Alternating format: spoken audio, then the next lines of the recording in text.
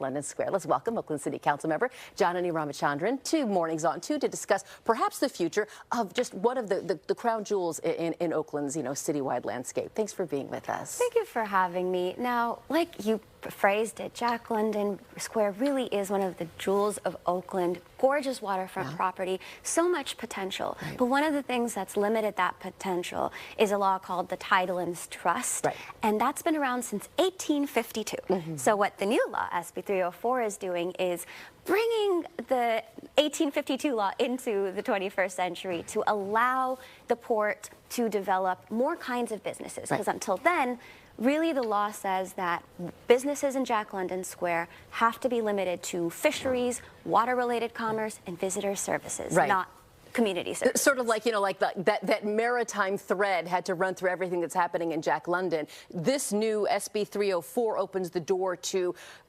grocery stores, nail salons. What sort of businesses do you want to see in Jack London?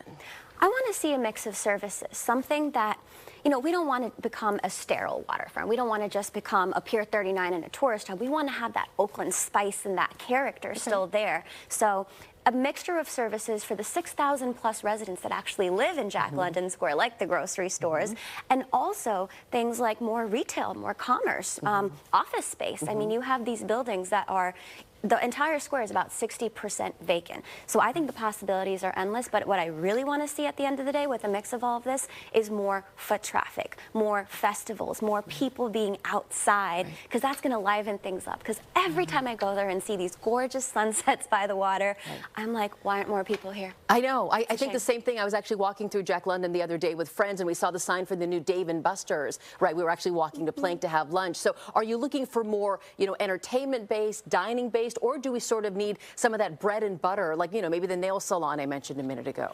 I think we need both. We need more entertainment and dining, but we also need things that cater to, the 6,000 residents nearby, but the entire city of Oakland. They should all be drawn to the water. We should all be drawn to the water for shopping, dining, having some retail electronics stores, art studios, yoga classes, dance classes, the kind of thing that make people want to come to a neighborhood and then hang out later. Bring a buzz. Are there any prospective tenants for Jack London that you know of?